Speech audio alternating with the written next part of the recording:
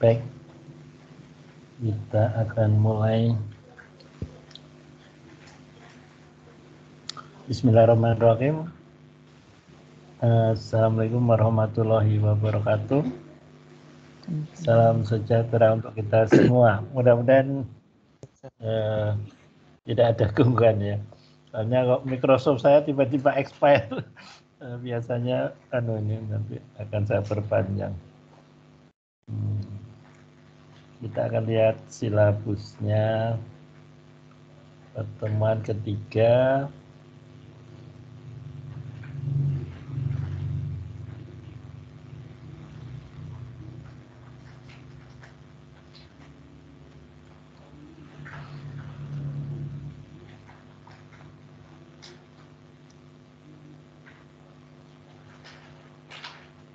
Saya share screen sudah ya?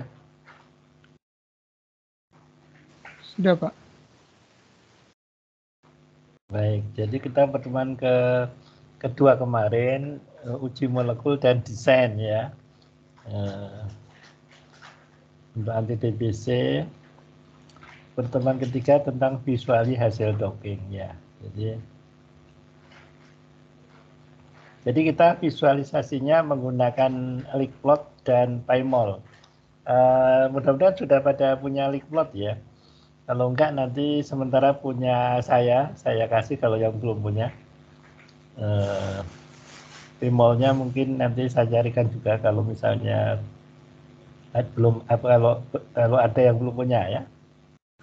Nah, jadi untuk untuk visualisasi ini cukup bagus ya, Lickplot-nya.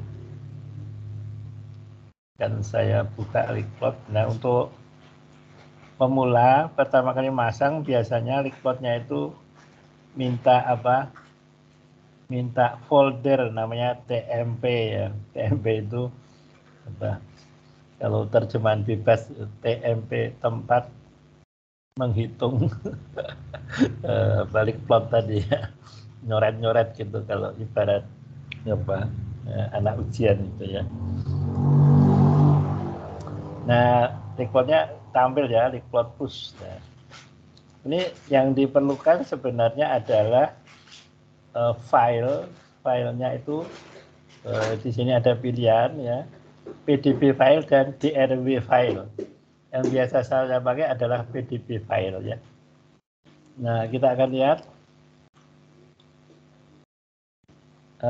di pertemuan validasi itu kan kita ada ini ya, ada file PDB yang asli dari RCSB. Kita lihat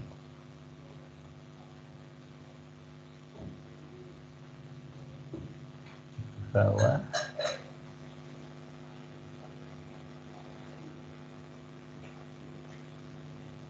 Di pertemuan pertama divalidasi itu ada PDB ini 2x23 ya.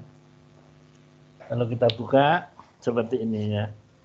Jadi ini TCU-nya sebagai ligand, kita klik kemudian kita run. Nah, seperti ini ya. Jadi ini aslinya nggak seperti ini, tapi saya setel. Kenapa? Karena aslinya itu antara asam amino dan molekul kita atau ligand natif itu besarnya sama. Nah, itu membuat mata kita capek ya, memelototin gitu. Sehingga saya setting seperti ini. Yang tebal itu adalah molekulnya ya. Yang asam aminonya kecil. Kalau aslinya kan sama sebenarnya besarnya. Tapi supaya lebih enak di mata gitu. Nah, di sini kelihatan bahwa nanti kalau yang pengen seperti ini, itu di sini ada size, nanti saya kirim. Nah, ini. Nyetelnya seperti ini angka-angkanya ya. Nanti yang perlu bisa saya kirimin di grup. Nah, di sini apa artinya ini? Ini di color. Kalau kita klik ada bond, ikatan. Nah, Jadi artinya sebenarnya seperti ini ya. Biasanya yang mudahnya itu sebenarnya di sini banyak ya, tapi yang sering dibahas itu ikatan hidrogen yang hijau ini ya. Nah, ini kan ada hijau ini ya. Ikatan hidrogen dan hidrofob biasanya ya. Hidrofob itu yang bergerigi-gerigi ini. Nah, gitu. Nah, di sini ini ada hidrofob bond ya, ektena itu yang apa? Yang biru, ini apa? Purple ya. Purple ya. Di sini ada purple ini. Ya. Bukan. Ini TCU ini. Ini TCU ini apa namanya? Obatnya ya. Jadi ya, biasanya ini. Jadi yang ini hidrofob, yang ini ikatan hidrogen biasanya yang hijau. Nah di sini perlu diketahui, di sini kelihatannya ini kan O dengan O. Namanya ikatan hidrogen itu nggak mungkin O dengan O.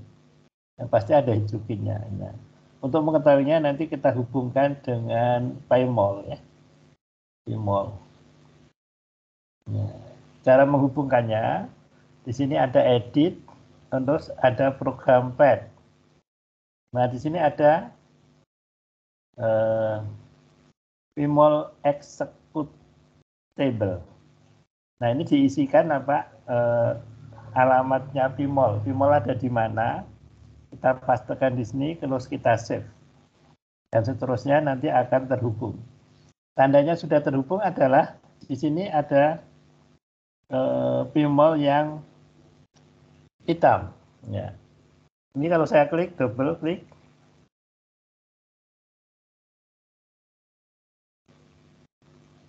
Nah seperti ini ya. Nah ini kalau saya besarin ya. Ini ada S. Kalau kita klik, nah di sini ya.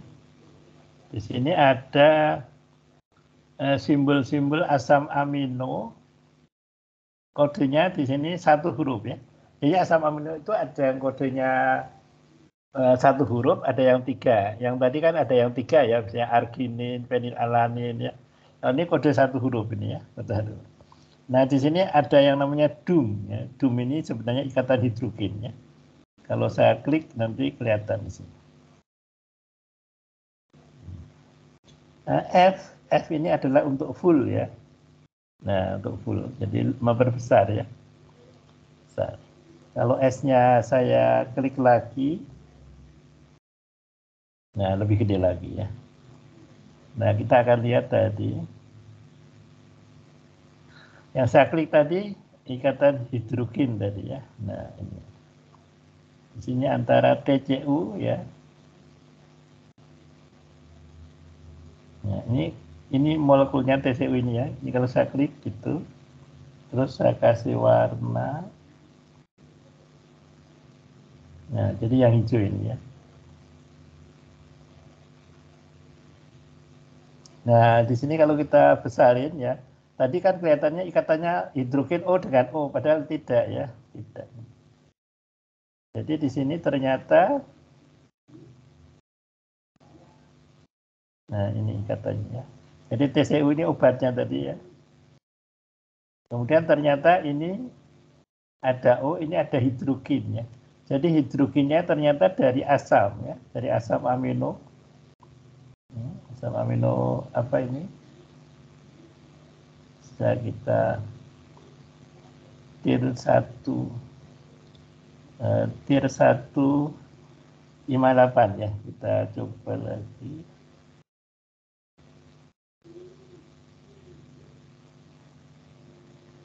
Ya, tier 158 ya.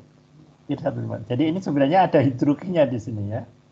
Ada hidrogennya, jadi elektronnya berasal dari ini. Dari O dari TCU ya, dari TCU. Nah. Jadi di sini, nah di sini kelihatannya. Nah, Jadi O itu kan ada pasangan elektron ya, 3 pasang elektron. Nah, satu pasangnya itu dipakai berikatan dengan tirosin 158 ya. Nah, jadi kalau di elektrod tadi kan O dengan O, padahal enggak. Sebenarnya O dengan hidrogen. Hidrogen berasal dari asam amino tirosin 158. Ini untuk yang mau skripsi ya. Nanti kalau ada dosen yang nanya, ikatan hidrogennya Anda tunjukkan ya. Tapi yang ditunjukkan adalah yang 3 dimensi, karena nanti kalau ditunjukkan yang 2 dimensi nanti O dengan O, masa ikatan hidrogen O dengan O nggak mungkin.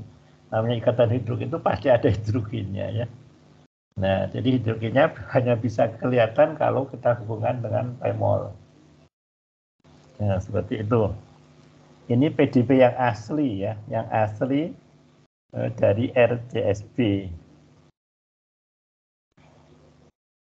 Nah, sekarang masalahnya molekul uji kita itu kan hasil komputasi.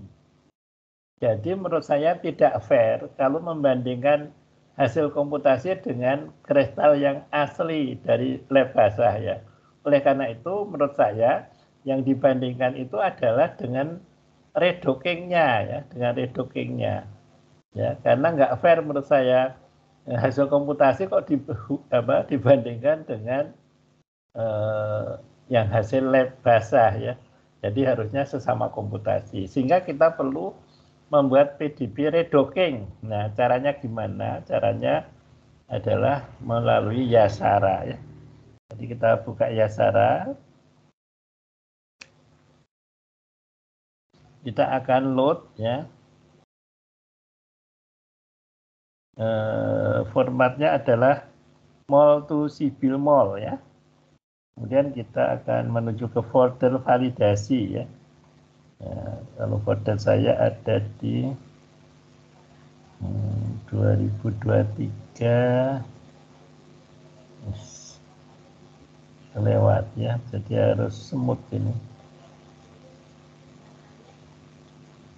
Nah ini di sini ya, validasi.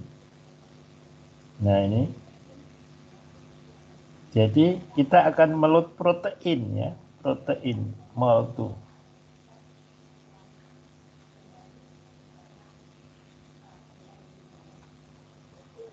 Sekali lagi tidak boleh digerakkan 3 dimensi ya, jadi jangan mengklik kiri terus menggoyang. Kemudian yang namanya redocking itu atau validasi itu adalah ini yang terbaik ya, entry 2 kemarin. Sehingga ini kita klik OK, masuk ke sini ya. Konfirmasi kedua. Nah, ini akan kita buat PDB, namanya PDB teoritis ya. Dengan cara edit join object. Kemudian entry-nya dulu yang kita klik, kemudian all. Oke, kemudian muncul lagi baru protein. Jangan kebalik ya. Kenapa? Karena kalau kebalik nanti ligan mengandung protein ya, tidak logis ya. Ya, jadi proteinnya belakangan. Nah, jadi kalau proteinnya belakangan kita klik nanti, oh ada 2 molekul. Nah, ini ada redocking ini TCU tadi. Kemudian akan kita simpan ini save as sebagai PDB file. Nah, kita klik proteinnya all, kita OK. Kemudian kita simpan ya, kita simpan ke D, ya, validasi.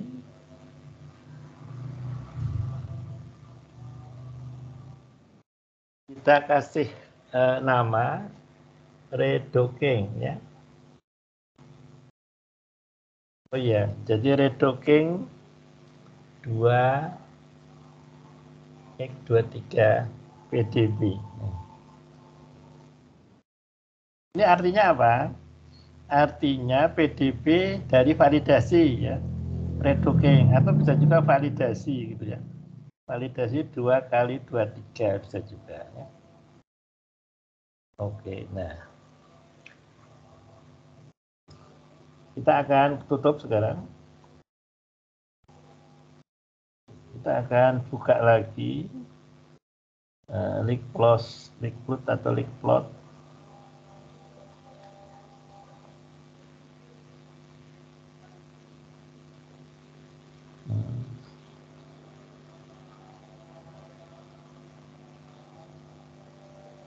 Kita akan load tadi ya. Kita akan load hasil PDB teoritis yang redocking atau berada di validasi.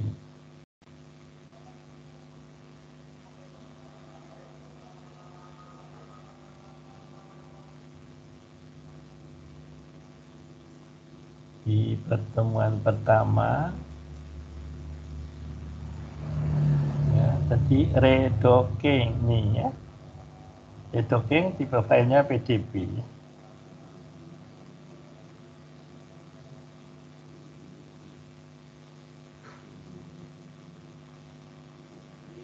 Nah, oke.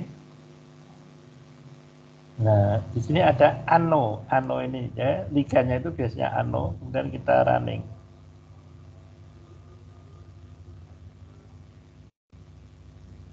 Nah, hasilnya seperti ini ya. Tentu saja bergeser kan, karena ada RMSC. RMSC itu kan tidak mungkin nol ya. Pasti 0, walaupun 0,000 tapi nggak nol persis, 0,000 berapa misalnya. Ya, jadi itu. Jadi kalau ada RMSD kok 0 itu kalau menurut saya malah salah ya, nggak mungkin ya, nggak mungkin. Jadi kalau kita misalnya menaruh batu bata ya di lantai, terus kita angkat, kita taruh lagi, nggak mungkin 100% akan sama, pasti ada bergeser walaupun 0,000 berapa. Tapi kan 0, tapi kalau 0 misalnya, nah itu nggak mungkin, itu nggak mungkin ya. Nah, jadi berarti asam amilnya ada kemungkinan juga bergeser ya, bergeser. Nah, jadi kalau mau membandingkan dengan itu dengan ligan natif ya hasil redockingnya. Nah, jadi kita lihat di sini itu nanti kita buat tabel ya. Nanti kita buat tabel asam aminonya apa saja ya. Kemudian ini bisa di-rename ya. TCU misalnya.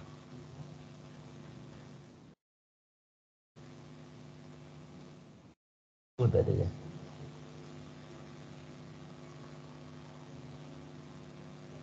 Nah, seperti ini. Ini terhubung sama, di sini juga ada ikatan hidrogen ya, ikatan hidrogen. Hijau-hijau, terus ada angkanya ini. Nah, untuk kekuatan Skodocking, jadi Skodocking itu makin minus, makin stabil, makin bagus ya. Nah, itu juga ada hubungannya dengan interaksi asam amino atau asam amino ya. Jadi kalau misalnya dua molekul kok asam aminonya sama, tapi Skodocking-nya kok lebih stabil, berarti ada kemungkinan ikatan hidrogennya lebih dekat ya. Jadi kalau misalnya di sini 2,7 ya, 2,7 itu berapa? Nah, nanti juga ini bisa kita klik.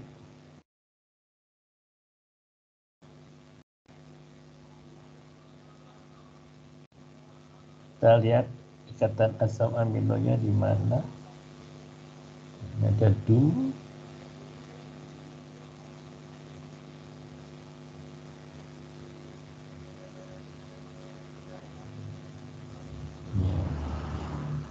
Nah, jadi ini ada ikatan asam amino dengan serin 13 ya. Serin 13.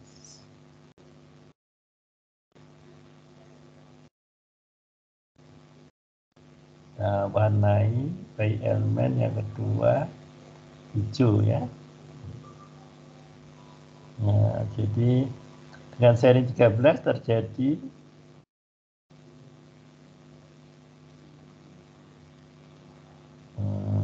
ikatan hidrogen 2, berapa ini? 2,7 ya. 2,77 ya, 2,77. Nah ini 2,77 ya. Jadi terjadi dari hidrogennya dari asam amino, pasangan elektronnya dari TCA tadi. Nah, ini tidak akan kita tutup ya, atau kita akan bandingkan dengan molekul ya. Kita akan membuat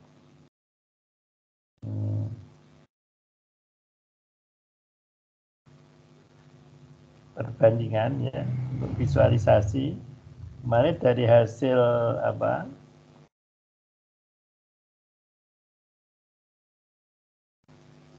hasil skor docking ya, skor docking ini kita lihat.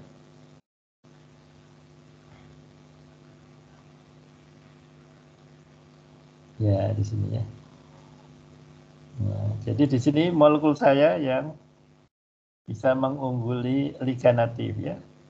INH resisten ya, karena jauh dibanding liganatif ya. Punya Pak Ruswanto ini juga saya masih dia bisa mengalahkan INH tetapi tidak bisa mengalahkan liganatif. Jadi saya ragu ya, maksudnya apakah bisa berkhasiat atau enggak ya. Jadi kalau mau aman ya secara statistik minimal sama atau lebih stabil ya. Kita akan coba MH 2011 ya, sehingga MH 2011 ini akan kita buat PDB teoritis ya. Caranya sama ya. Tapi harus kita lihat dulu di sini di Excel tadi untuk membuat ya. Jadi MH 2011 ini yang terstabil itu konformasi berapa ya? Jadi di sini 101 ya. 101-nya ada ini ya. Jadi yang paling minus adalah minus 101,13 atau konformasi yang ke-10. Ya, kita ingat-ingat sehingga kita akan membuat PDB itu yang konformasi 10 nanti ya. Sehingga kita akan buka Yasara. Proteinnya sama ya, proteinnya sama. Jadi bisa diambil dari validasi atau dari MH 2011 itu sama saja ya. Mol itu jangan lupa, jangan ml ya, mol itu sipil. Kemudian kita akan ke D. Nah, kemudian kita menuju ke folder kerja kita di pertemuan kedua di MH 2011. Nah, ya. Oh, sebentar. Ini harus kita ini dulu ya, jangan lupa. Harus kita pindah dulu ya. Nah, jadi di sini MH 2011 kita buka. Resultnya kita buka. Tadi kan yang ke-10, berarti yang ke-10 harus kita sandingkan dengan replikan. Ya. Jadi yang 10 dimaksud itu adalah entry 1001 ya. Atau setelah 910 ya. Jadi yang ini. Jadi yang dimaksud tadi adalah yang ini. Sehingga ini kita copy. Kemudian kita sandingkan ke replikan sini ya.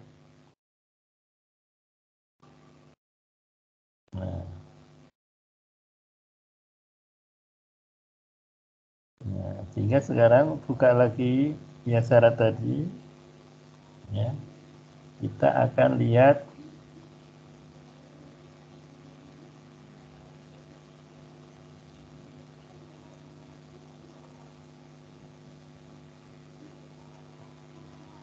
MH 2011. Nah, ini sudah muncul sekarang. entry 10. Protein dulu. Nah, maaf. Kita akan loading protein dulu. Proteinnya sama dengan divalidasi karena target kita sama ya. Kemudian kita upload yang entry 10.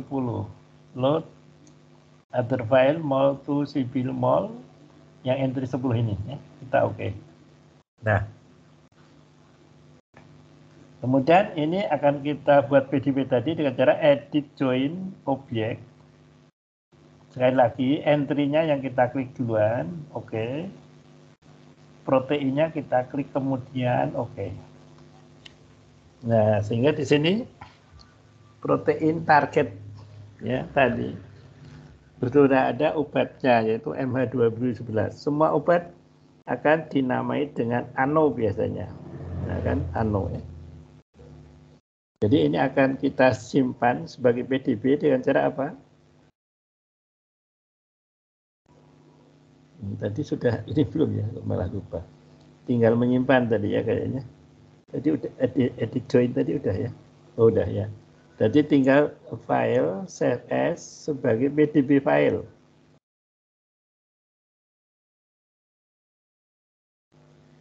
Nah, kita simpan sebagai ya.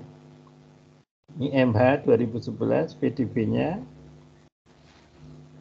Oh ya, kemarin waktu WA saya ada peserta yang bikin foldernya menurut saya kurang informatif ya. Jadi bagusnya foldernya itu dinamakan misalnya kalau kita mau validasi ya validasi 2x23 misalnya ya. Nah, jadi supaya nanti kalau pekerjaan kita banyak sekali nanti ini bingung kita ya. Kalau misalnya foldernya misalnya dikasih nama kelas online gitu, nanti bingung nanti ya. Jadi bikin folder yang informatif ya, validasi 2x23, terus nanti folder lagi nama molekul misalnya INH_2x23. Nah, supaya lebih informatif ya. Jadi ini bintangnya akan kita ganti dengan MH 2011 2x23 ya. Jadi ini ada maksudnya ya. Ini huruf besar. Kita ganti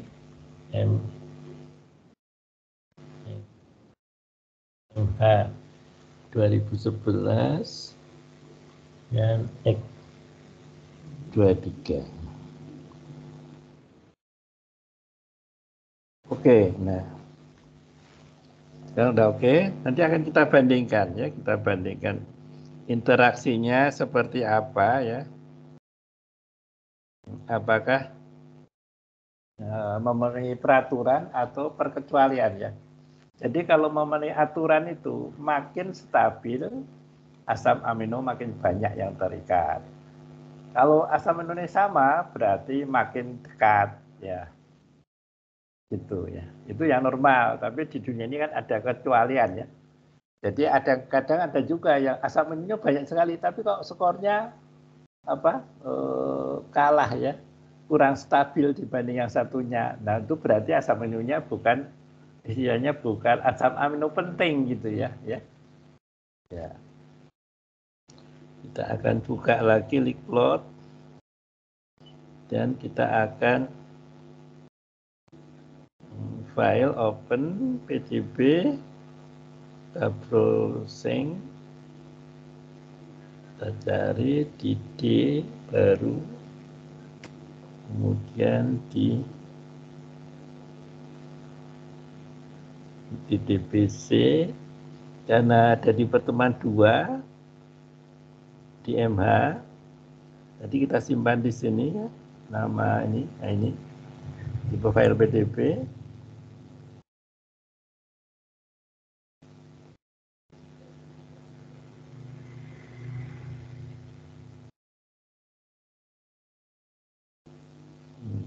Kita run. Nah, kita lihat ya. Nah, kelihatan di sini.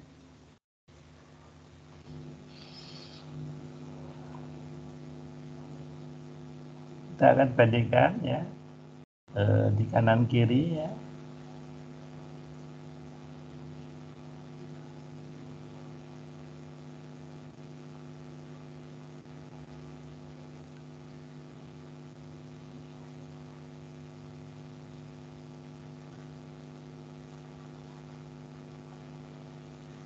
Ya.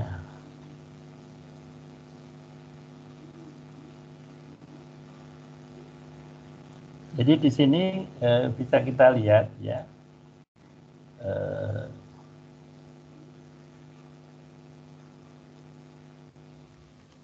Perbandingan asam amino. Jadi kalau mau dibuat tabel ya bisa dibuat tabel gitu ya. Nah, kita lihat misalnya di sini ile itu isoleusin ya. Isoleusin 25, di sini ada isoleusin 25 ya. Ya.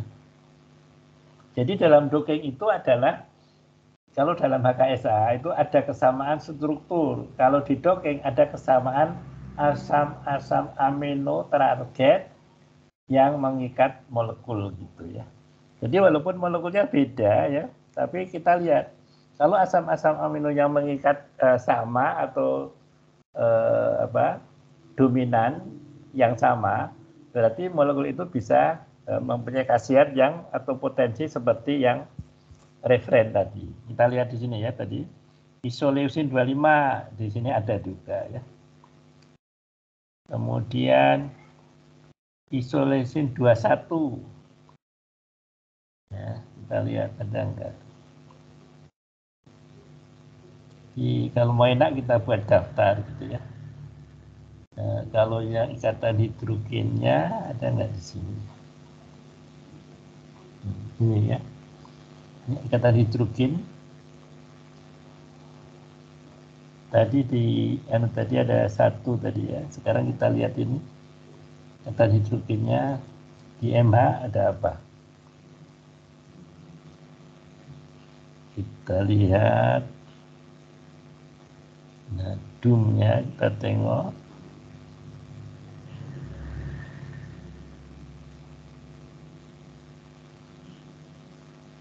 S-nya kita klik ya. Dan kita warnai, molekul kita warnai.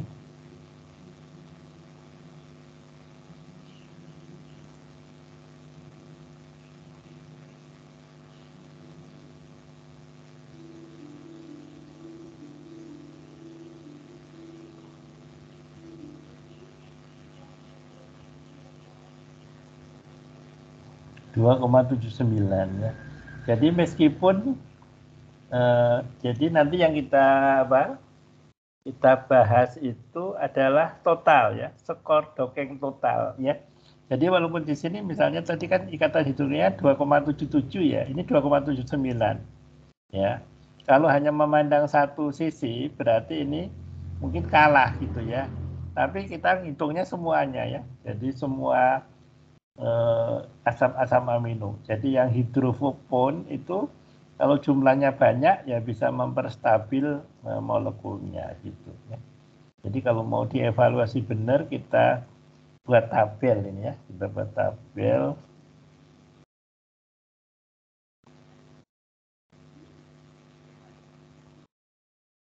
Ya, jadi kita buat tabel sehingga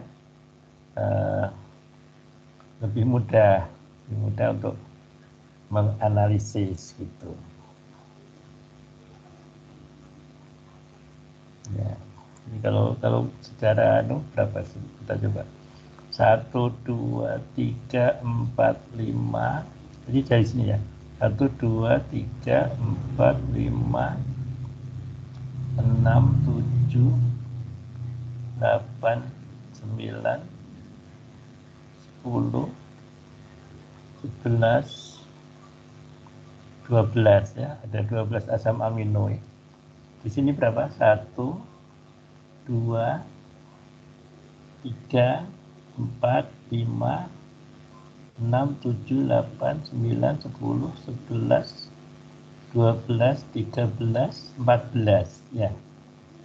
Ya, jadi secara jumlah MH 2011 diikat oleh 14 asam amino yang 2X23 oleh 12 ya. Makanya masuk akal kalau ini lebih poten ya, disensa lebih poten dibanding yang TCU tadi. Nah, jadi seperti itu. Nanti saya kasih, kalau nggak salah udah saya kirim ya malah jurnal yang itu. Nah, jadi harapannya nanti bisa bikin jurnal seperti tuh.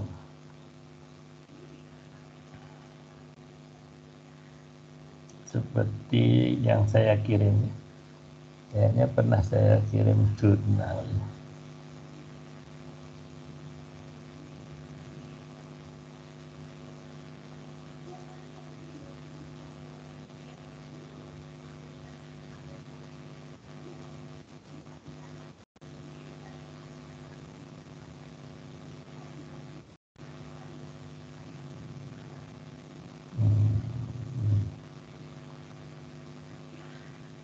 Setelah hal ini diharap bisa nah ini ya.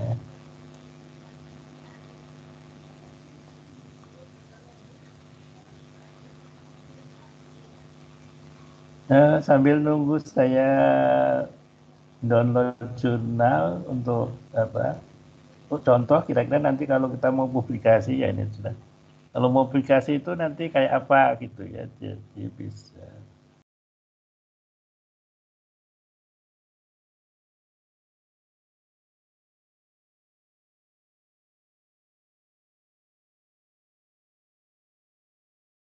Nah ini jurnal King South University.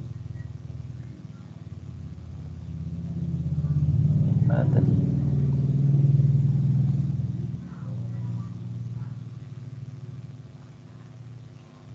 Nah ya.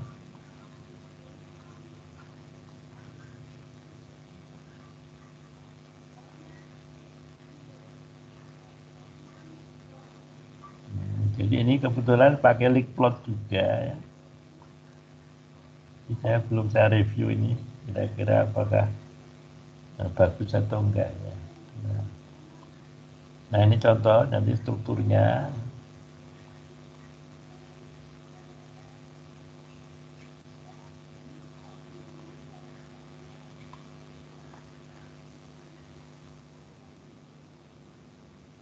Nah ini kan. Jadi di sini apa tidak disetel ya. Kalau saya lebih senang disetel supaya mata kita nggak lelah. Kalau di sini kita harus melototi asam aminonya yang mana, obatnya yang mana gitu ya. Kalau kita bedakan dari jauh kita udah oh itu obatnya, oh itu asam amino ya. Ya ini pakai Lickplot ini ya. Lickplot ini free tapi menurut saya memuaskan ya, lebih informatif. Kalau PostView itu free juga tapi interaksinya nggak sebanyak ini ya. Nah jadi ini kalau mau terinci misalnya ada seperti ini ya. Ini senyawa, kemudian ikatan hidronikinnya, kemudian ini apa jaraknya, kemudian interaksinya dengan asam amino apa gitu ya. Nah, kemudian apa interaksinya antara apa dengan apa begitu. Nah nanti ini bisa dipakai untuk apa pembanding gimana cara bikin jurnal dengan link plot ya. Di sini tidak ada bimolnya ya, bimolnya.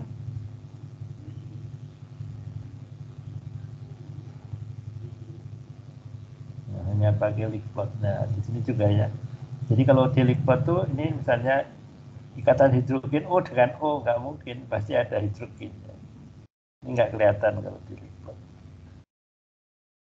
Nah itu yang bisa disampaikan. Saya buka diskusi, ada pertanyaan.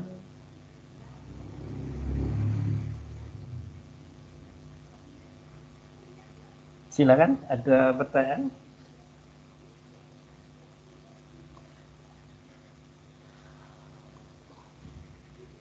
Kalau mau bertanya yang sudah juga boleh. Mari sudah nyoba, ada kesulitan misalnya boleh.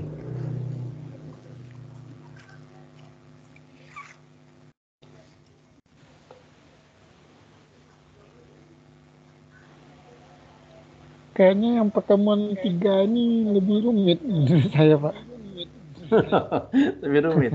Jadi rumitnya di mana? Jadi pertemuan 3 ini kan visualisasi ya. Iya, Jadi visualisasi itu pertama membuat PDB teoritis karena visualisasinya itu memerlukan tipe file PDB ya.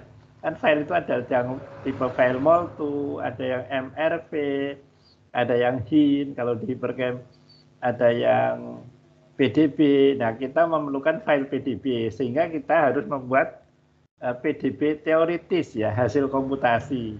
Caranya kita load protein dan eh, molekul yang terbaik konformasinya, yang skornya terbaik.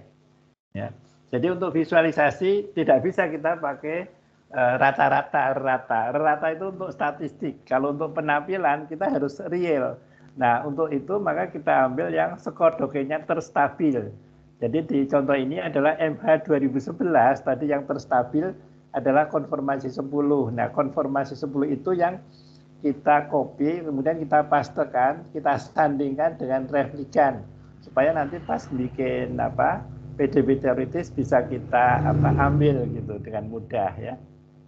Begitu. Kalau nggak kita taruh di situ sebenarnya bisa juga. Nanti ada di Resa tapi lebih simpel di situ. Nah, seperti itu. Nah, sehingga kalau sudah sudah jadi PDB, nah itu nanti yang akan kita visualisasi ya dengan diplot tadi ya, di browsing dan seterusnya tadi. Kemudian supaya kelihatan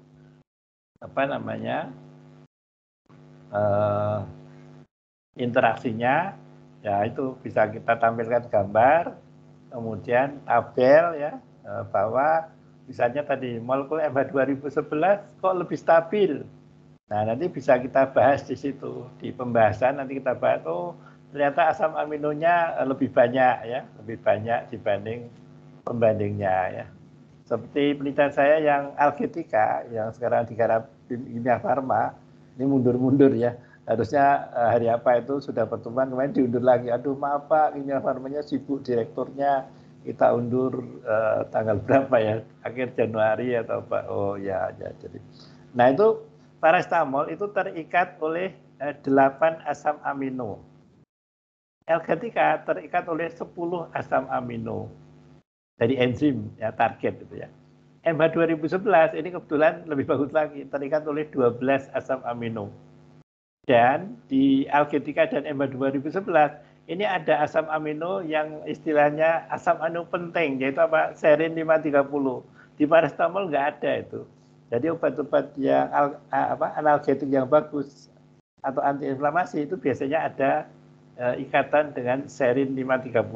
Nah, di situ bisa kita bahas bahwa makin banyak asam amino yang mengikat suatu obat kita, ya asam aminonya itu dari enzim atau reseptor target, berarti molekul kita makin stabil dan itu logis ya.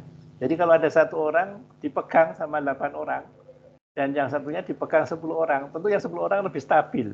Nah, makin stabil molekul itu makin poten ya. Dan itu terbukti. Ini aturan yang normal. Kadang-kadang ada yang tidak normal memang ya. Jadi di dunia ini kan kadang-kadang ada anomali ya, perkecualiannya. Tapi yang pada umumnya seperti itu. Bahkan ada molekul kalau nggak salah likopen ya, likopen yang ada di tomat itu ya. Itu ternyata pas di visualisasi itu nggak ada bersih coba. Nggak ada asam amino yang ikat. Ya. Jadi kemungkinan dia ikatannya yang tidak terdeteksi sama software itu, misalnya Van der Waals atau apa ya. Tapi itu membuktikan ya, membuktikan dia itu kalau nggak salah likopen ya. Itu yang ada di tomat itu ternyata bisa untuk kanker prostat. Nah ini menjelaskannya gimana? Jadi pasti visualisasi loh kok bersih sekali ya. Jadi itu perkecualian ya, mungkin karena softwarenya belum mampu mendetek bisa juga ya. Nah seperti itu. Jadi sebenarnya nggak sulit ya. Hanya karena masih baru kelihatannya memang seperti itu ya. Saya juga membayangkan itu ya petugas telepon itu pas buka kabel tuh kabelnya rumit banget tuh ya. Tapi bagi dia yo gampang ya karena kebiasaan tadi ya. Jadi nggak ada yang sulit sebenarnya cuma karena belum biasa begitu. Ada lagi pertanyaan?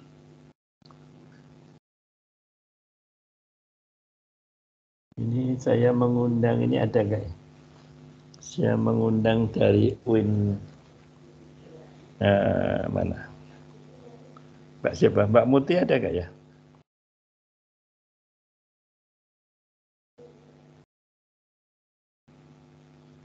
Belum ya, karena belum dijawab. Jadi saya undang dari UIN Wali Songo ya, karena pernah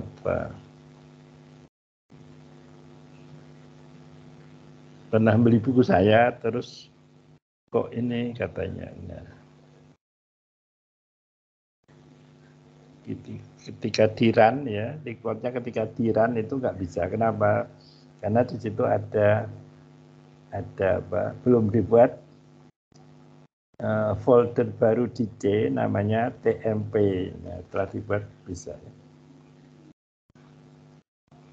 Saya karena sudah ada makanya sudah bisa.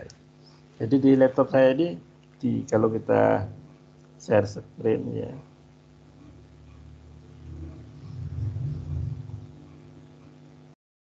Waktu pertama kali dia nggak mau ya, nggak mau ininya.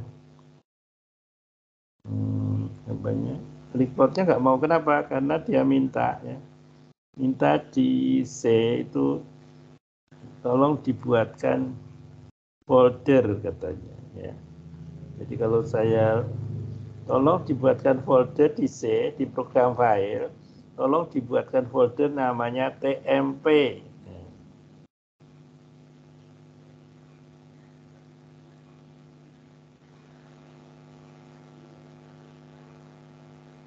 Apa?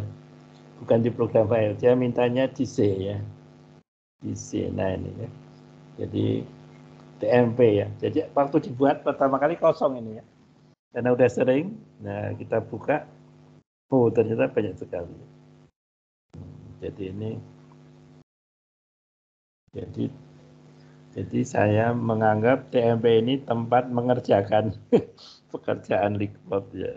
Jadi kalau orang ujian itu kan minta coret-coret ya, ujian yang pakai hitung-hitungan ya.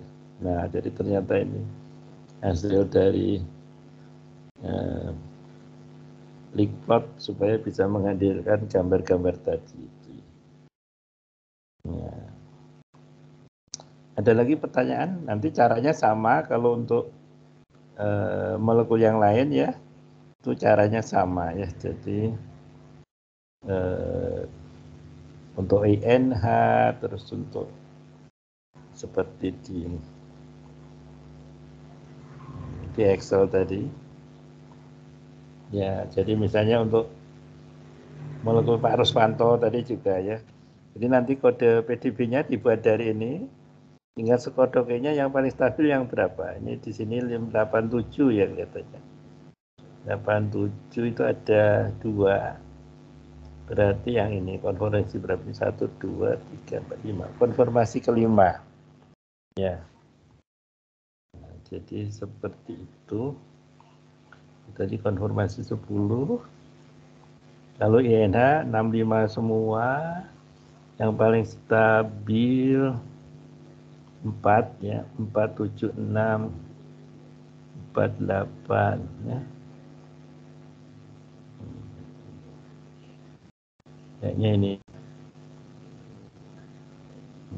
Kalau yang di sini tadi berapa kemarin?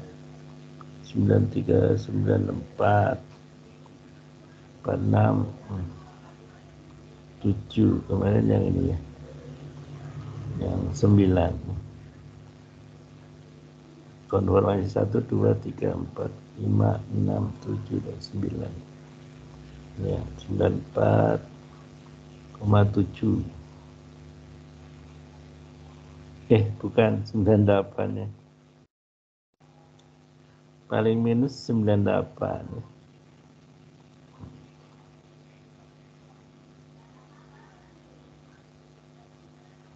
nya paling stabil.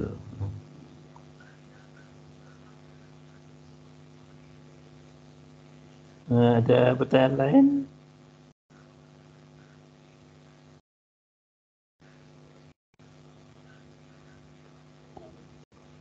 Belum, Pak. Yang lain ada pertanyaan?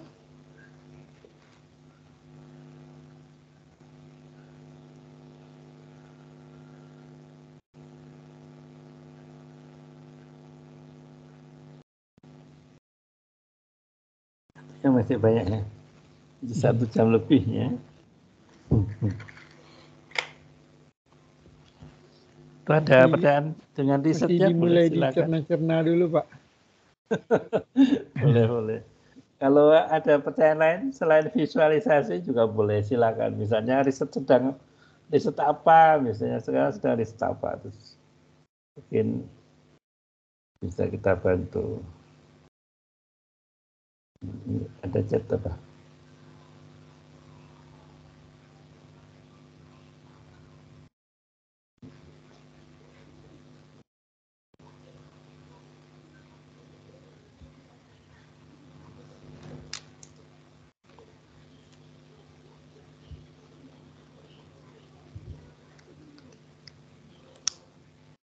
Ada yang sudah buka ini YouTube saya?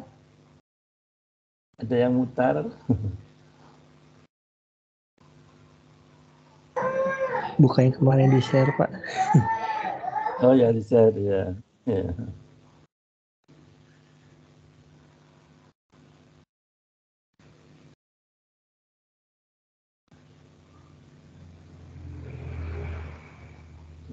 Besok kita akan memprediksi farmakokinetik ya dengan PKCSM dan ECOSAR ya. Jadi software ini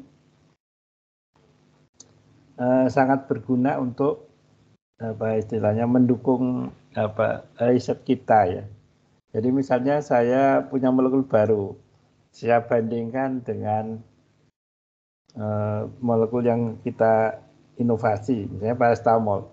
Paracetamol kita bandingkan dengan alg3. Nah, itu sebelum kita teliti secara in vivo, kita bisa in silico. Misalnya dengan PKCSM ini nanti bisa kelihatan bahwa molekul saya kebetulan kalau yang LD-nya kan ED50-nya kan sudah kita teliti ya. Kalau misalnya LD50 belum kita teliti, nah bisa juga dengan software ini. Bahwa molekul kita, intinya molekul kita itu ada keunggulan, nah seperti itu.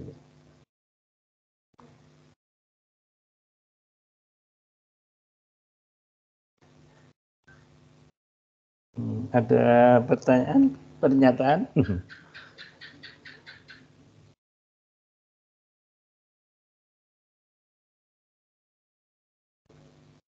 Yang dari White Asim silakan. Nanti mau skripsi. Ya.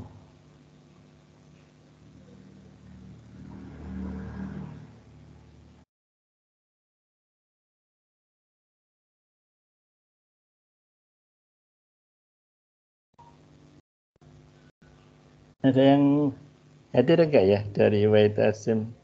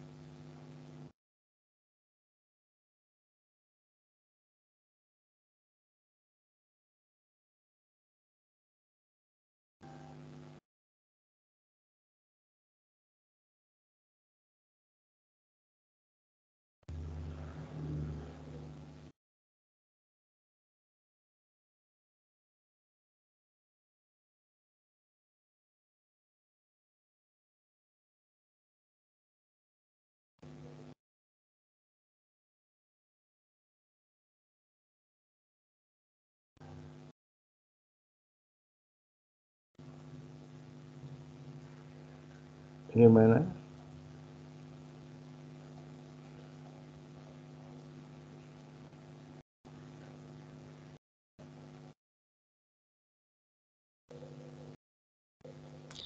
Izin Pak Heri. Silakan. Tadi saya cukup tertarik saat Pak Heri menyampaikan likopen yang ternyata tidak bisa match dengan itu Pak ya, asam amino Pak ya. Iya, tidak apa visualisasi itu tidak apa, maka tidak ada bersih gitu. Nah, tidak ada itu apakah pengaruh karena strukturnya yang sangat panjang atau ada pengaruh lain Pak mungkin Pak? Ya, kemungkinan apa ya? Menurut saya kemungkinan softwarenya itu yang tidak mampu untuk menjelaskan semuanya ya. Karena tiap-tiap software itu kan berbeda ininya, kemampuannya ya. Jadi misalnya kayak Dimoe yang berbayar sekarang itu setahun 40 juta. Dimoe itu ada interaksi antara misalnya benzen dengan benzen gitu ya. Kalau di Liquid kan enggak ya. Nah, terus misalnya ada interaksi yang misalnya asam dengan basa misalnya. Nah, jadi masing-masing software itu ada kesamaan tapi ada juga perbedaan gitu. Jadi ada hal-hal yang bisa ditampilkan sama gitu ya. Tapi ada yang di software ini kok nggak kelihatan, di software ini kok kelihatan, nah gitu. Dan sebaliknya begitu. Menurut saya seperti itu ya. Nah sehingga nanti memang ya, jadi memang nanti hakimnya ya, saya sering bilang gini, komputasi itu kan abstrak ya, abstrak. Jadi itu kan usaha manusia untuk menjelaskan yang real. Jadi sebenarnya kalau menurut saya ini pribadi, hakimnya itu nanti uji real, yaitu uji in vivo gitu ya. Jadi misalnya software A ya menyatakan software saya bagus loh. Yang sering itu kan gitu ya. Jadi saya itu biasa kayak gitu ya. Teman saya tentu saja akan mengunggulkan yang dia pelajari ya. Jadi software saya bagus gini. Punya Pak Hari kan nggak bisa untuk ini ya. Ya tapi yang situ juga nggak bisa, nggak menyesuaikan pH-nya kan. Jadi masing-masing punya kelemahan dan punya keunggulan. Nah, terus menurut saya hakimnya siapa? Ya hakimnya kita buktikan yang real, yang nyata. Caranya gimana? Misalnya gini, yuk kita mulai menemukan obat dengan desain. Ya, Anda menemukan obat dengan desain, dengan software itu, saya dengan software ini. Kemudian misalnya software yang satu bilang molekul saya lebih bagus loh dari molekul A misalnya. Saya juga molekul saya lebih bagus dari molekul X. Nah sekarang hakimnya kita buktikan molekul itu kita sintesis, ya, kita elusidasi struktur. Terus hakimnya apa? Kita uji in vivo dengan hewan coba. Cocok enggak? Nah, itu kalau menurut saya ya. Tapi biasanya kan nggak sampai situ ya, sampai pada mengunggulkan masing-masing, dan itu menurut saya ya sama-sama imajiner kan. Yang mau real ya ke hewan ya, hewan coba paling tidak minimal itu, sehingga nanti terbukti software itu ternyata bagus, yang ini bagus juga, sama-sama bagus ya. Atau yang ini ternyata ada kelemahan, yang ini juga begitu ya. Jadi seperti itu menurut saya. Saya seringkali itu ya, saya seringkali dalam tanda kutip dikritik, software Pak Hari itu begini, tidak dikoreksi proteinnya, mungkin ada yang salah gini. Kalau saya berprasangka kode PDB itu saya anggap benar ya. Jadi misalnya kayak tadi 2X 23, saya ngambil dari RCSB, ya saya percaya saja itu sudah benar ya. Nah, dan saya sudah membuktikan, saya nggak usah nggak usah saya koreksi asam aminonya benar nggak sih gini. Saya sudah membuktikan, ngambil dari RCSB, terus saya buktikan, saya desain molekul, saya sintesis, saya buktikan in vivo, terbukti yang sekarang ini sama Kimia Farma ya. Nah, sementara Kalau teman saya enggak, teman saya wah perfect sekali. Oh itu mungkin salah Pak Hari, asam aminonya itu kan salah, harus direvisi, harus bla bla bla bla. Tapi dia nggak pernah membuktikan, nggak pernah real membuat molekul dibuktikan secara in vitro atau in vivo ya, terus dipatenkan ya itu ya. Jadi saya ya santai aja saya ya. Jadi menurut saya yang fair ya kita uji in vivo desain kita, molekul teman kita bagus enggak, sesuai enggak dengan CADD dengan yang di komputer yang kita desain ya. Nah jadi tapi kan masing-masing kan yaitu logis ya, masing-masing kan ingin menunjukkan bahwa paling perfect ya. Nah saya meyakini teori itu penting ya, teori penting karena tanpa teori kita juga nggak bisa apa-apa, tapi praktek juga penting ya. Indonesia ini seperti ini kan karena kebanyakan teori ya. Ya. Jadi misalnya gini orang yang korupsi itu tahu nggak kira-kira kalau ditanya itu dosa? Tahu, tapi nggak dipraktekkan. Teorinya tahu ya, tapi nggak dipraktekkan ya. Nah seperti itu, sehingga akan lebih bagus kalau teorinya juga matang, prakteknya juga matang gitu ya. Saya akui, saya teorinya saya nggak suka yang rumit-rumit begitu ya. Saya seperti itu. Kemarin saya barusan membimbing mahasiswa. Dia pakai pokoknya teorinya perfect sekali ya, pakai pokoknya super gitu. Setelah dipraktekkan itu kok nggak cocok ya. Jadi menurut teori yang itu yang jelimet yang sangat susah itu kok hasilnya dokika kok nggak sesuai ya. Padahal harusnya dengan metode yang perfect itu harusnya cocok gitu, itu enggak. Terus saya coba dengan cara yang simple ya, yang simple. Coba Anda masukkan ke itu canonical semuanya, Anda masukkan ke pas online, Anda masukkan nanti ke string, nanti ada penyakit sana ya. Terus kita buktikan, kita dokekan, ya bagus ya. Jadi dengan yang sangat simpel itu ternyata sesuai gitu. Nah tinggal kita buktikan, kalau mau fair kita buktikan lagi, kita sintesis, kemudian kita uji in vivo begitu ya. Nah seperti itu. Jadi memang kita kan, tapi itu kan wajar ya, perbedaan pendapat itu wajar ya. Jadi SMS itu kan ada dua ya, suka melihat orang senang dan ada yang suka melihat orang susah ya. Ya jadi kalau bisa dipermudah kenapa dipersusah? Kalau bisa dipermudah, kalau bisa dipersusah kenapa dipermudah? Ya itu ya. Jadi kebetulan saya memilih yang kalau bisa dipermudah kenapa dipersusah begitu ya. Ya. Ada lagi? Ya, terima kasih Pak Ari. Ya. Ini jadi karena nggak ada yang nanya, kita sharing-sharing aja ya, sharing-sharing pengalaman ya. Pengalaman saya cukup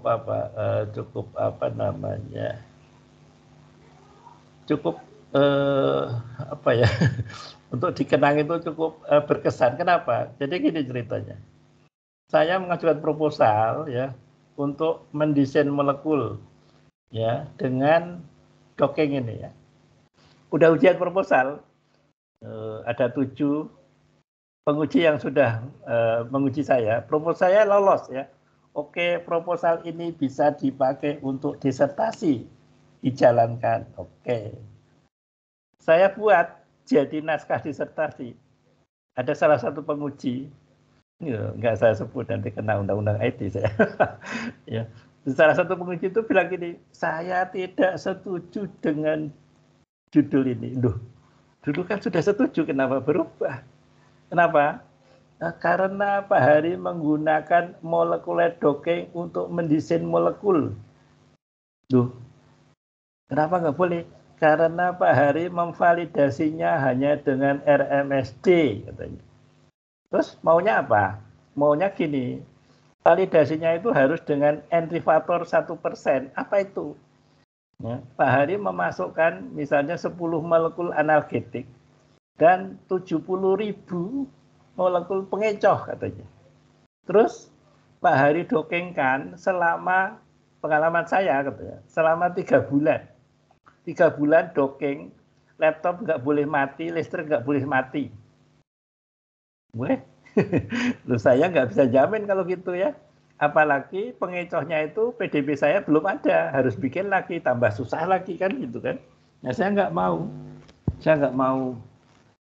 Terus saya konsultasi sama promotor saya, Prof. Umar, mantan ketua LIPI 2 kali, almarhum sekarang ya. Pak Umar, gimana ini ya? Kok pengujinya nggak setuju? Padahal dulu sudah setuju. Ya sebagai mahasiswa nurut aja katanya, nurut aja. Tapi saya nggak mau docking 3 bulan, bahkan sampai katanya laptopnya rusak katanya loh. Laptopnya rusak. Saya nggak mau, saya bilang gitu. Kalau nggak mau, ya desainnya jangan pakai docking. Oke. Saya desainnya nggak pakai docking, pakai kerapatan elektron kebetulan. Terus ya, Prof. Umar itu, prof saya menasihati ini. Oh sekarang gini, ya sudah. Kalau pakai kerapatan elektron dibolehkan, jadi judul saya tidak berubah, ya, tidak berubah karena di situ intinya bukan molekular docking yang saya pakai untuk desain. Tapi Prof. Umar itu beliau berkata seperti ini. Sekarang Anda harus nurut ya. Jadi di disertasi ini docking tidak untuk mendesain tapi untuk mengkonfirmasi, untuk menjelaskan. Ya, tetapi ada tetapinya. Nanti kalau dia panggilnya kadang-kadang D gitu. Nanti kalau di hari sudah lulus, kalau Anda rasa benar ya tadi docking bisa untuk desain, ya nggak apa-apa, di-share aja ke yang lain ya. Jadi nah makanya terus setelah lulus saya ya udah saya share. Ya, saya share bahwa docking bisa kok untuk desain dan saya sudah membuktikan bukan teori. Walaupun saya sudah nyata, bahkan alhamdulillah walaupun sebenarnya ada cerita tersendiri ya. Jadi molekul saya itu mungkin udah saya ceritakan belum ya tentang Alg3. Nanti bosan kalau udah udah belum.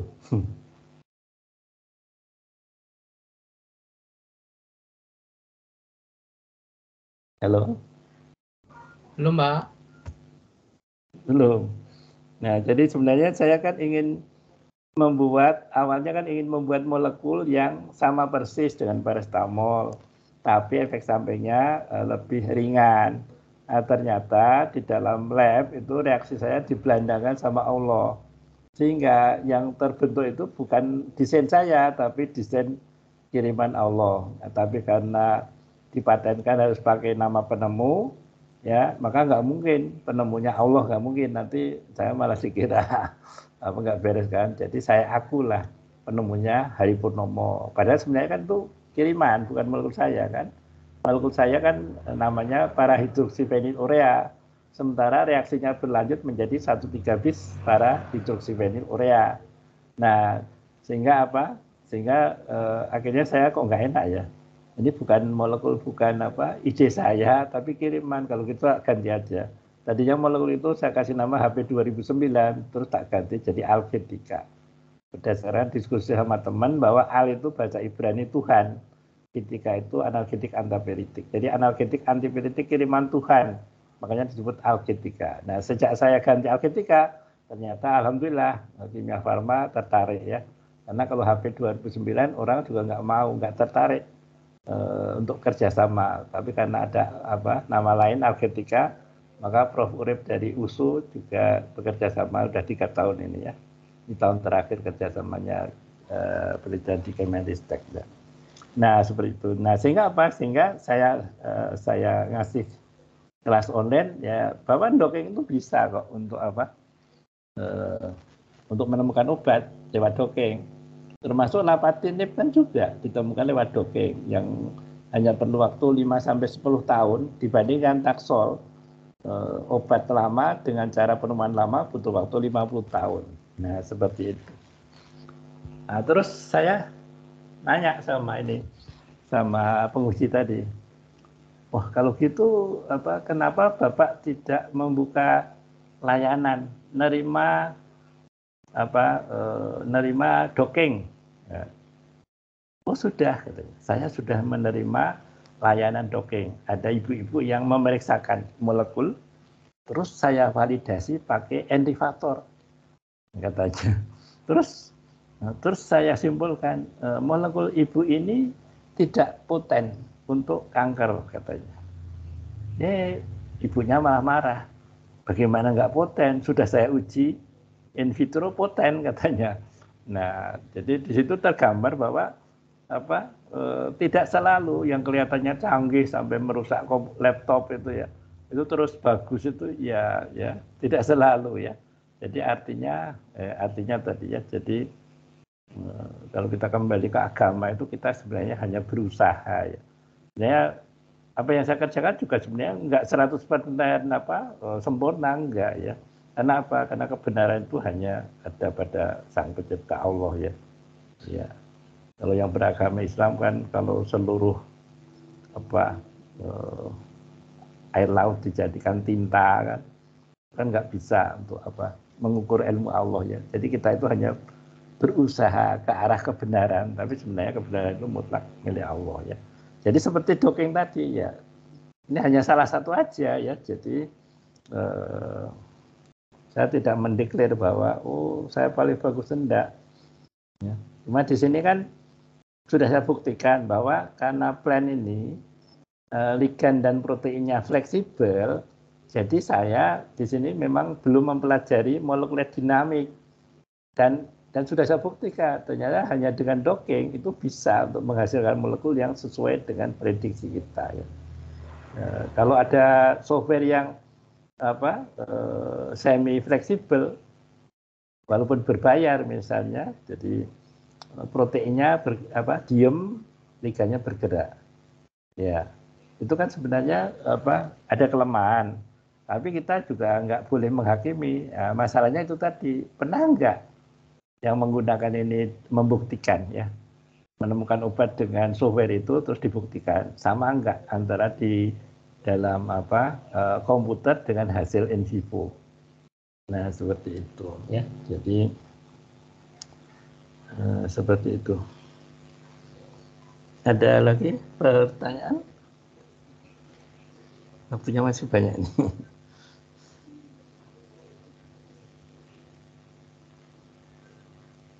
Kalau BNCT pernah belum ya saya tampilkan.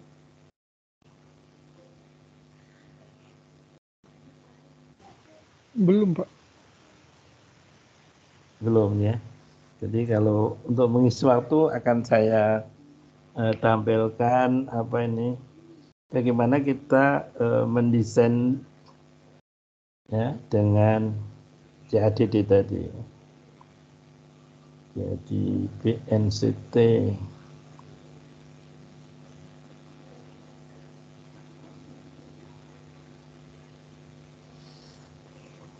kita akan melihat PowerPoint di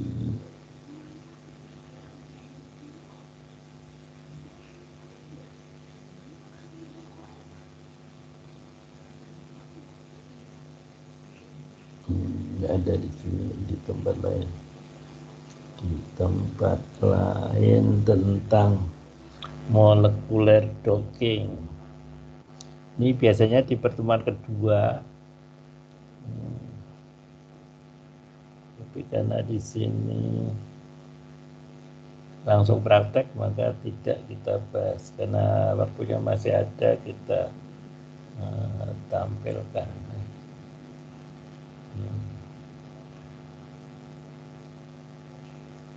Mudah-mudahan di sini ada eksplorasi.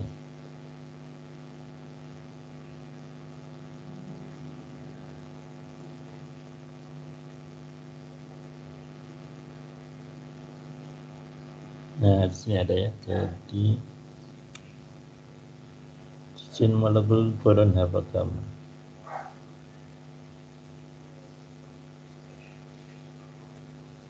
Nah, kelihatan saya share screen.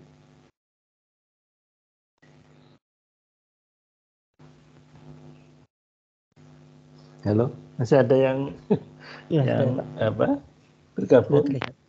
Asik. Ya kan Pak? Iya, iya. Jadi desain molekul boron Hawa gamma sebagai pembawa radioaktif boron untuk terapi kanker payudara ya. Jadi namanya BNCT ya. Jadi BNCT itu boron, N-nya itu neutron ya. C itu capture, T-nya itu terapi. Boron neutron capture terapi. Jadi ceritanya apa? Ceritanya kanker payudara itu kita lihat slide-nya ya. Nah, ini bla-bla-blanya ini masih kurang ya, bisa dilengkapi ya. Jadi intinya apa? Penyakit di Indonesia bergeser ke arah penyakit non-infeksi. Kalau dulu kan infeksi ya, zaman tahun berapa. Sekarang itu ke non-infeksi ya, termasuk kanker ya. Ini ada datanya, tapi belum lengkap. Nah, kita bicara tentang kanker karsinoma mama, kanker payudara, bla bla bla bla bla ya. Untuk pendahuluannya.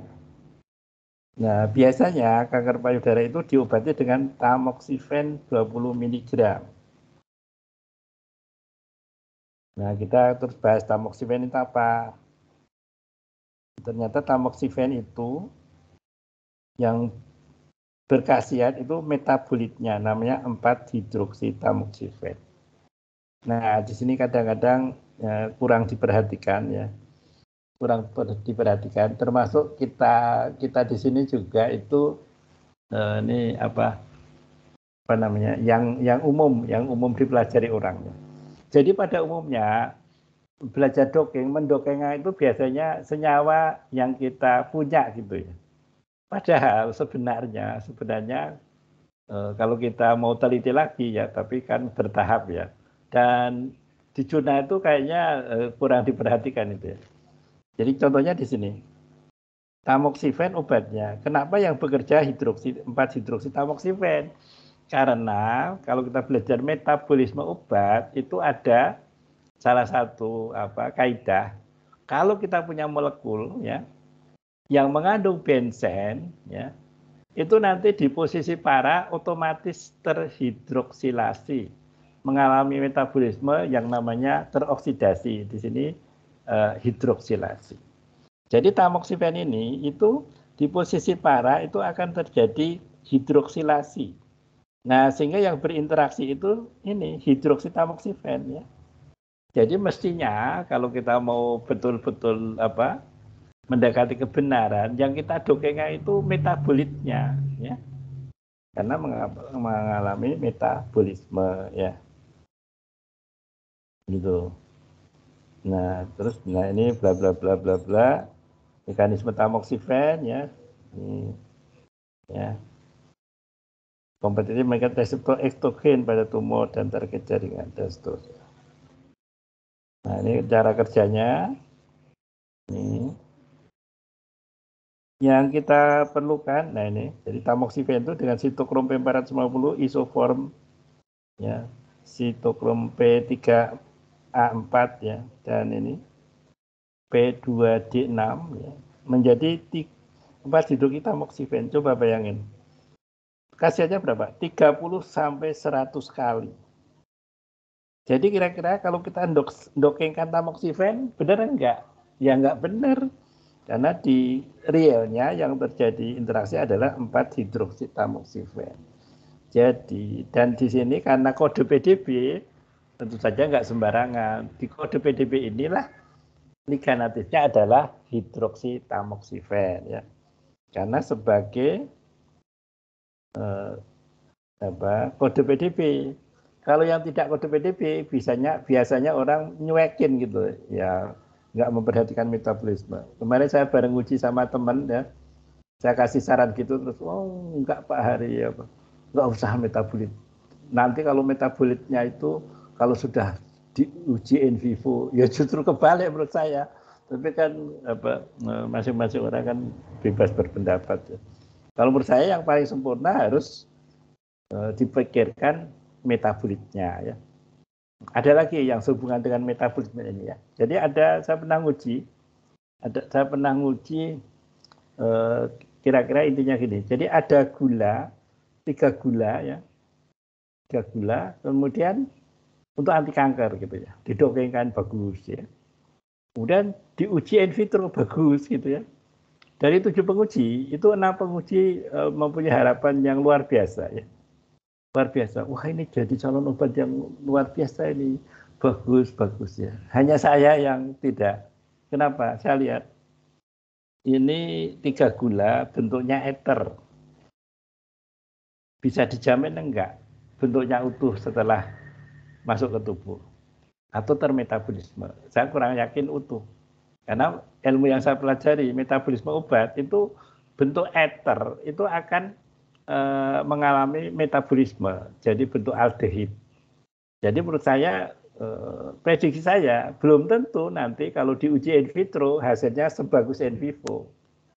Ya, jadi contohnya seperti itu ya. Nah, terus kita lanjut. Nah, yang perlu kita bahas di sini adalah karena saya mau menyarankan molekul baru untuk BNCT, maka kita bahas efek sampingnya. Bahwa tamoxifen itu punya efek samping ya. Jadi kelemahannya kita tonjolkan bahwa dia punya efek samping dan perlu obat lain dengan mekanisme kerja yang lain begitu. Nah, itulah BNCT itu ya. Nah, ini di mata, katarak dan seterusnya. Nah, permasalahannya tadi ya, tamoxifen efek samping sehingga perlu obat baru dan metode baru. Nah, terus kita cari kode PDB-nya ini. Tamoxifen ini ada di 3 ERT ya. Liga natifnya adalah hidroksitamoxifen. Kita validasi.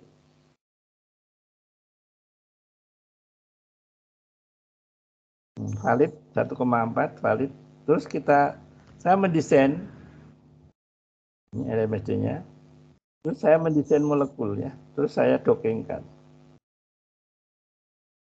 Beberapa molekul saya dokengkan. Nah, ini juga saya tidak memperhatikan metabolitnya ya.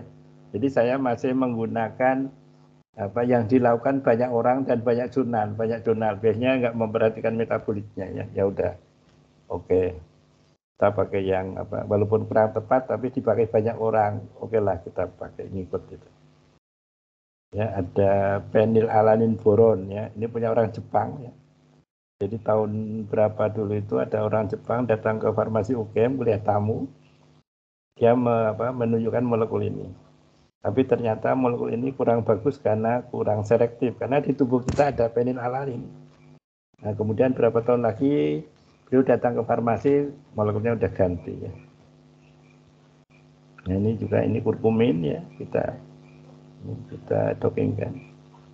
Nah, kalau kebetulan ini, nah seperti kebetulan di kurkumin sudah ada, di posisi para sudah ada hidroksi ya. Jadi kemungkinan bisa jadi ini yang berkhasiat bisa jadi ya.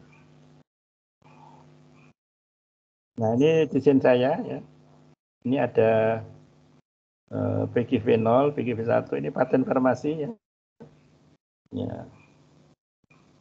Ini juga ya, di posisi para sudah ada UH-nya, jadi tidak masalah ya. Tidak masalah. Jadi seandainya ini nggak ada UH-nya pun nanti di tubuh kita akan ada UH-nya. Nah, ini molekul saya. Corona Vakama juga kebetulan sudah ada UH-nya di posisi paranya ya. Nah, kemudian ini hasil dan pembahasan. Ini molekulnya seperti ini desain saya ya. Ini hasil dokengnya ya. Nah, dari sini terlihat bahwa molekul saya itu boron H-Vakama 2 itu dibanding OHT itu lebih stabil, tetapi kalau uji statistik ini sama ya, sama. Bisa mengalahkan boron fenil tadi, PGV0, PG1, kurkumin bisa dikalahkan. Nah, sekarang kita ngomong BNCT ya, BNCT. Molekul saya tadi, boron H-Vakama tadi ada boronnya di sini ya. Jadi kerjanya ini kerja BNCT ya. Beda dengan konvensional tamoxifen tadi. Kalau tamoxifen tadi kan kerjanya konvensional. Kalau ini kerjanya BNCT. Apa itu BNCT? Jadi molekul ini nanti masuk ke tubuh kita ya, misalnya kita injeksi gitu. masuk ke tubuh kita, kemudian nanti ditembak sama neutron ya, masuk reaktor nuklir, ditembak sama neutron nanti menghasilkan sinar alfa ya. Ini sifat-sifat sinar alfa.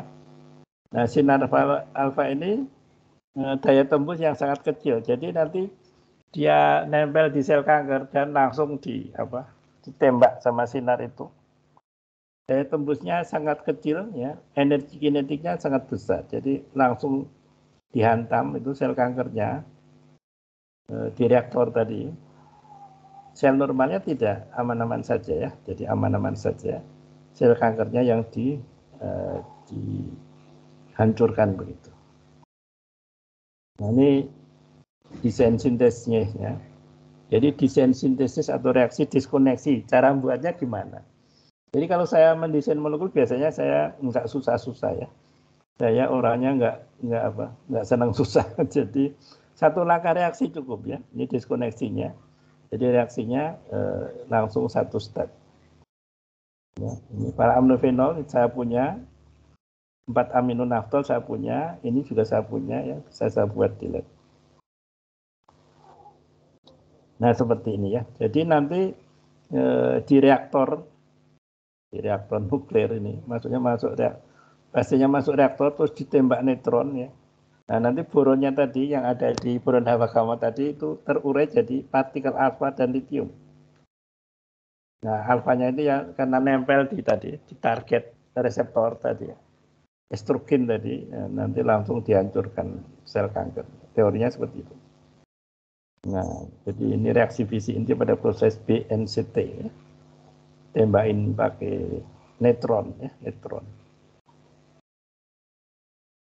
Nah, jadi kelebihan metode terapi boron ini adalah presisinya hanya merusak sel target yaitu sel kanker, sedangkan sel lain aman. Ini yang ngomong kata peneliti utama Pusat Sains dan Teknologi Akselerasi Badan Yogyakarta, Profesor Johannes Sarjono. Nah ini tamoxifen-nya seperti ini. Nempel di estrogen reseptor alfa, ini molekul boron Hawa-Gamma 2. Nah kesimpulan, berdasarkan molekul docking, boron Hawa-Gamma 2 berpeluang menggantikan tamoxifen dan lebih efektif untuk mengobati kanker payudara. Nah jadi kenapa kok BNCT ini ya iseng? Saya iseng karena saya kan bidangnya desain molekul. Jadi saya pengen mendesain molekul apa saja ya. Ya anti kanker, ya analgetik, ya anti TBC ya. Nah, kebetulan di farmasi itu ada proyek ya. Mungkin ada yang belum dengar ya. Jadi di farmasi UGM ada proyek namanya BNCT. Itu nilainya tahu nggak? Nilainya 500. Bukan 500 juta, 500 miliar. Ya, alhamdulillah saya nggak ikut. Jadi farmasi punya gedung baru 8 lantai. Ya, itu untuk bangun itu perlu dana kalau nggak salah 70 miliar. Ini 500 miliar. Berarti kira-kira udahlah 6 gedung misalnya. 6 gedung lantai 8. Ada gedung lantai 8, bikin 6 buah. Itu sama dengan proyeknya 500 miliar. Nggak saya sebut. Ada dosen farmasi yang punya proyek itu. Kebetulan saya nggak ikut, karena saya memang waktu itu masih sekolah ya. Kemudian saya iseng-iseng, saya juga tak desain lah. Desain molekul BNCT gitu ya. Ya. Nah, desain saya ini kebetulan yang boron Hawa-Gamma 1 tadi, itu ada cerita ya. Jadi kalau boron Hawa-Gamma 1 ini ininya simetris ya, bensennya simetris. Jadi ada Prof. Urip Harahap dari USU itu mengutus anak buah ya, Pak Denny namanya, Pak Denny Satri. Sekarang sedang di India ya. Nah, kebetulan mereka ini jadi tim algebrika ya, jadi beliau saya kasih izin untuk meneliti ya. Nah, Ini lain lagi ya. Jadi yang BNCT ini, yang Buron Hawagama 1 itu Prof. Urip mengutus Pak Denny, katanya, Pak, atasan saya Prof. Urip minta didesainkan molekul Pak. Terus, untuk apa? Untuk kanker. Oh ya, kebetulan saya punya, tapi untuk BNCT, untuk apa? Boron nuklir. Tapi kalau diuji gitu aja juga bisa, nggak masalah. Ya Pak, mau Pak. Kalau gitu nggak apa-apa. Saya kasih BNCT apa boron Hawagama 1. Jadi boron Hawagama 1 itu yang ini, nah yang kiri atas. Terus Pak Denny bilang, gimana Pak kalau sekalian? Maksudnya sekalian? Sekalian Bapak sintesis. Oh iya, terus bahannya saya yang menyediakan Pak. Oh, baik kalau gitu. Terus ini saya sintesis boron Hawagama 1. Terus dipakai proyek di USU ya. Kalau nggak salah dapat 60 juta ya. Untuk diuji. Nama saya nggak ada. Karena itu proyek intern ya, maksudnya penelitiannya intern di USU sana, farmasi USU. Terus ya nggak apa-apa, nama saya nggak masalah. Tapi saya minta kalau publikasi, ya ini ya, nama saya ada. Nah, oke, deal. Nah ternyata Pak Denny ini, gimana Pak kalau molekulnya saya ganti? Lu ganti apa? Ganti nama. Terus jadi boron USU gitu, boron USU. Wah, itu saya bilang, tadinya mau saya bikin buku ini, boron Hawagama ini. Gimana nanti kalau saya bikin buku, terus di buku saya molekulnya sama, tapi kok namanya beda. Nah, nanti saya nggak enak sampai gitu. Nanti dikira saya plagiat, saya nggak mau. Gini aja, win-win solution. Dikasih atau aja. Jadi boron Hawagama atau boron USU. Deal. Jadi dipublikasi namanya boron Hawagama atau boron USU. Nah, dan itu dibuktikan diuji kanker, untuk kanker sama Pak Denny dan kawan-kawan, dan untuk S2 kelihatannya. Alhamdulillah terbukti ya. Dan jurnalnya sudah keluar juga ya. Jadi seperti itu ya. Tapi pembuktiannya belum pakai BNCT ya, masih biasa, maksudnya sel lain ya, ada sel kanker in vitro diperlakukan ini, oh ternyata selnya bisa mati begitu ya.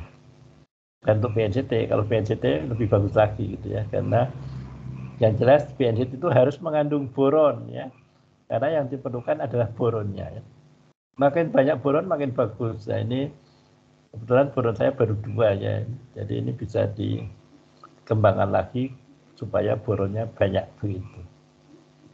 Nah jadi ceritanya seperti itu. Nah saya sebenarnya berharap ada peserta yang bertanya, kok gimana Pak, kok asal usulnya kok bisa, terus ketemu molekulnya itu gimana gitu ya. Nah termasuk yang kuliah kemarin itu ya, kelihatannya belum ada yang nanyakin itu ya. Pernah ada yang nanya, Pak saya pikir rahasia. Enggak rahasia, kan saya suruh nanya. Enggak ada yang nanya. Nah seperti itu ya.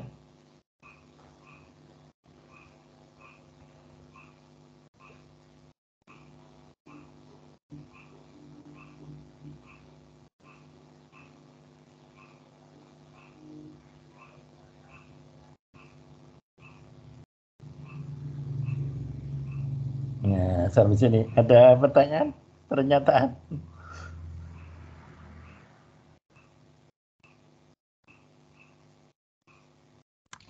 Belum ada, Pak.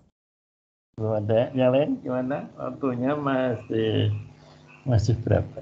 Masih, karena tadi telat ya, jadi waktunya masih 25 menit tuh. Nggak ada yang bertanya. Masih cukup rumit buat saya, Pak. Cukup rumit. Sebenarnya nggak ada yang rumitnya.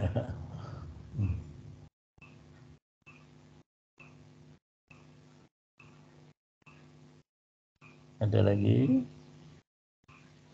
Ini pesertanya siapa ya? Bu Nugrah ini dari mana ya? Itu Mbak Nugrah ini dari mana?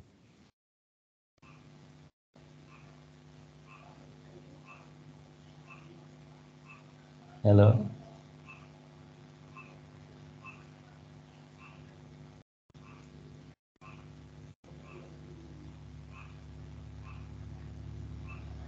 Nggak ada yang bertanya? Nggak sayang waktunya. Kalau nggak ada, terpaksa kita akhiri ya.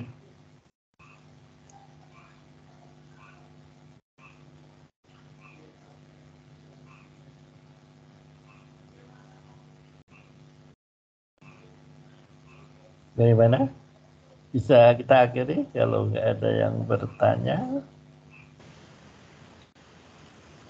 Pak, yang hasil hari ini divideokan juga kan Pak? Masih Ya, bingung soalnya. Bingung ya. Nanti kita upload di YouTube juga ini ya. Jadi ini judulnya visualisasi hasil dongeng ya. Jadi dari skor dongeng kita terjemahkan interaksi-interaksi dengan asam-asam amino seperti apa ya. Jadi ini salah satu kegunaan molekul dongeng untuk menjelaskan mekanisme kerja secara molekuler, bagaimana obat itu bekerja begitu. Ya.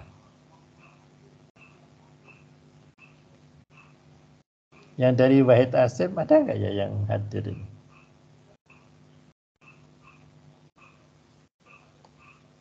Halo, Wahid Asim ada yang hadir?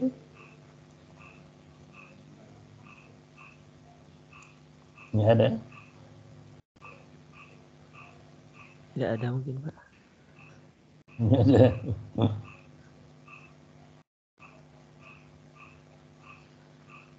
Baik, kalau tidak ada, nah mungkin bisa kita akhiri.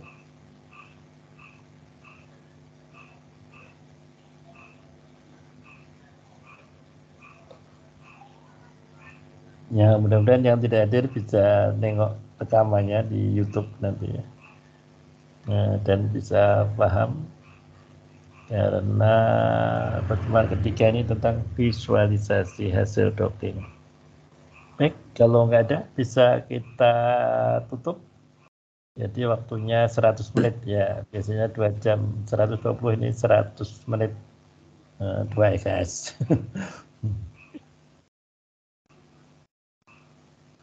Baik, kalau tidak ada kita akhiri. Terima kasih atas kehadirannya.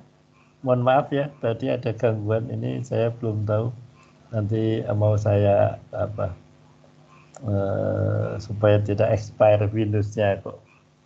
Tiba-tiba Windows-nya sudah dibilang expire. Baik, kalau gitu kita akhiri. Alhamdulillahirrahmanirrahim. Pertemuan ketiga sudah selesai. Besok mudah-mudahan kita bisa bertemu pertemuan terakhir. Meskipun setelah kuliah online ada layanan ya. Jadi WA-nya tetap kita buka untuk kalau ada yang bertanya. Demikian saya akhiri. Alhamdulillahirrahmanirrahim. Assalamualaikum warahmatullahi wabarakatuh. Selamat malam semua. Waalaikumsalam. Assalamualaikum warahmatullahi wabarakatuh.